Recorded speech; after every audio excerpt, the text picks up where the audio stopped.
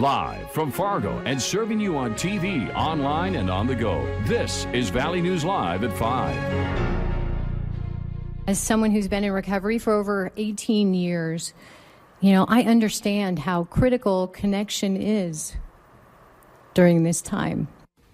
A plea this afternoon from North Dakota's First Lady to reach out to someone who is isolated during this pandemic and having a tough time dealing with mental illness or addiction.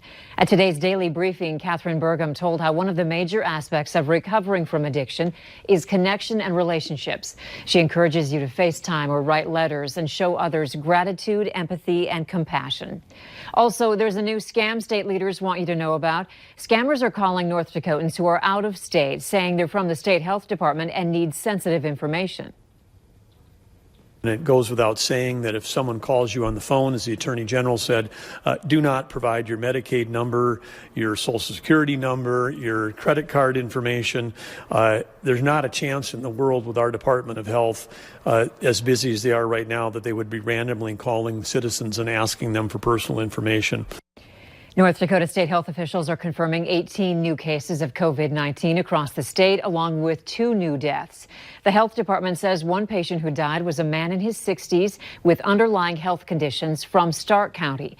There are no details yet on the second death. 6 of the new cases today are from Cass County, bringing the total to 83. Burleigh County remains the second highest in the state with 46, and Grand Forks has 11 cases. Over 8,900 have been tested. 101 people have recovered from COVID-19. 14 have been hospitalized. The number of positive cases in the state is 269, and 6 people have died.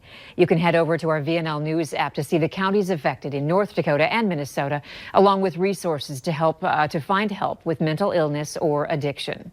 Meanwhile, in Minnesota, there are now 88 new confirmed cases, along with 11 new deaths due to the virus. That is the largest single-day death toll the state has seen since the illness was first reported. Officials say there are currently 23 confirmed cases in Clay County, 5 in Beltrami, 5 in Wilkin, and 1 in Mahnomen County. Again, the number of positive COVID-19 cases in Minnesota has risen to 1,242. Over 32,000 people have been tested, and 675 people are out of isolation. A total of 145 people have been hospitalized, and 63 people are in the ICU.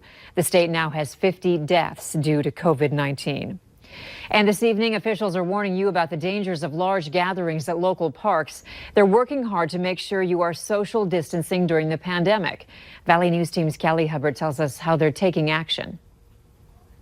I just want to stress this isn't just about playgrounds, but as the weather warms up, we're going to have basketball courts, we're going to have ball fields. Fargo and West Fargo Park says all hands are on deck and no employees will be furloughed. We are not laying off any full-time people. We are finding things to do.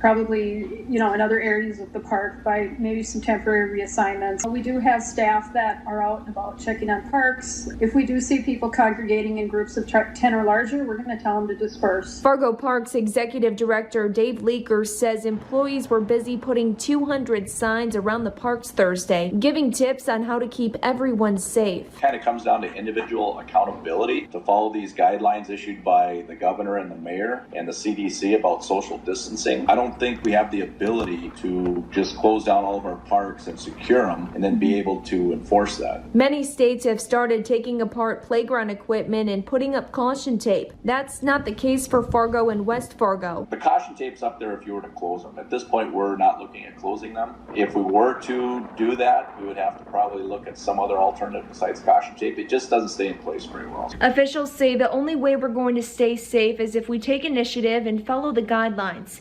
In Fargo and West Fargo, Callie Hubbard, Valley News Live. If you do plan on going to the parks, officials are urging you to bring along wipes and hand sanitizer and use them often. We are all trying to get outside a little bit more, but it was a brisk day for a walk. You may have grabbed your parka again because of the cooler temps and the wind.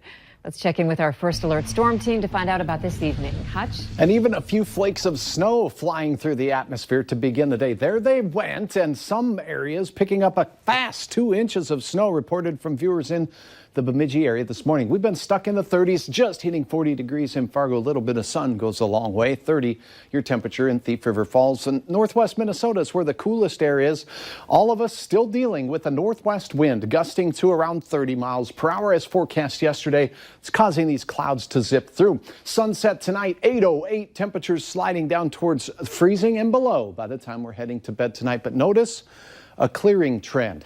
Warmer weather is right around the corner. Andrea, if you are in Grand Forks, your sun sets at 8:11. We'll be in the mid-20s by bedtime tonight.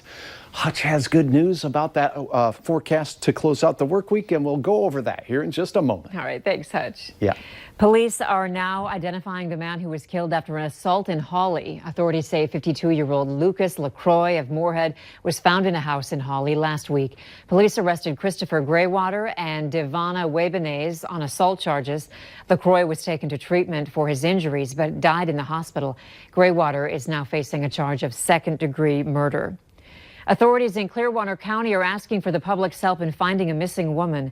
Officials say the 60-year-old woman's vehicle was found abandoned in southern Clearwater County yesterday. She's originally from New Hope, Minnesota. The sheriff's office did not release her name, but her picture is right there on your screen. She was last seen wearing a maroon sweatshirt and blue jeans. If you see her, call police right away. Warm weather is slowly creeping its way into the valley, which has many itching to get out of the house and out to the lake. However, Valley News Team's crime and safety reporter, Bailey Hurley, talked with officials in Lakes Country this week who say not so fast. While packing up our quarantine and taking it out to the lake cabin sounds like a pretty good idea, Otter Tail County officials say stay home. While it's, understand it's well intended, it'd be nice to come and quarantine here. We just don't have the capacity. Because we know there's community spread of COVID-19 and we know some people are asymptomatic.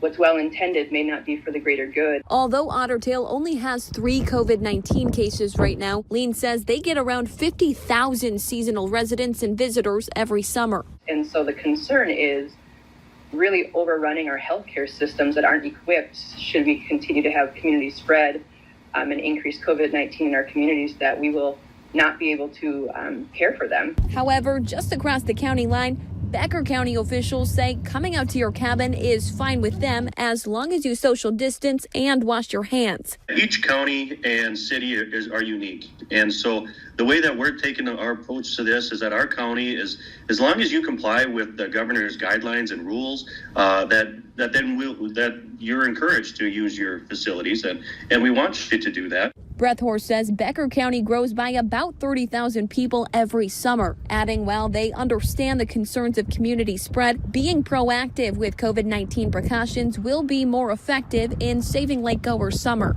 And while Otter Tail County doesn't quite agree, they say it doesn't mean it's not sad for them too.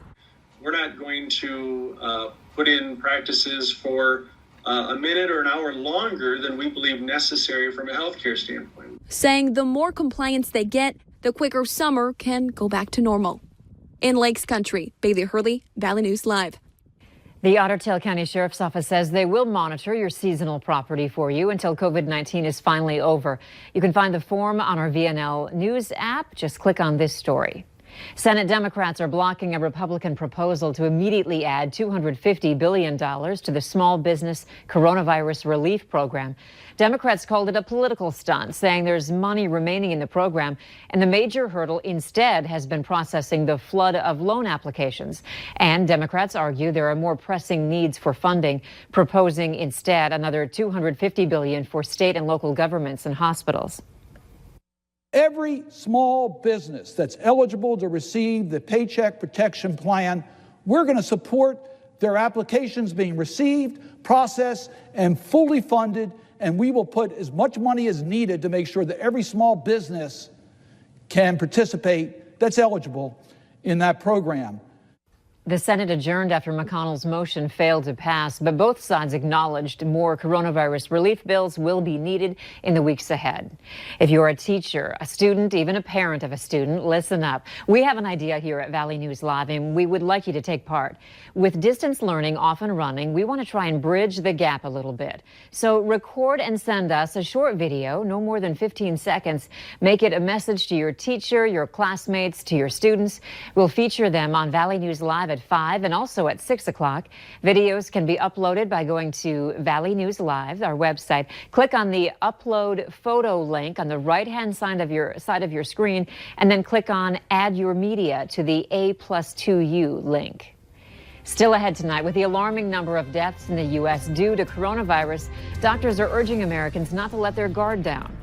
And if you were up super duper early this morning, well, we got a shot of snow. Our tower cam time lapse capturing that. That's kept us pretty cool today, but we have warmer weather punching back into the valley. Your forecast is straight ahead.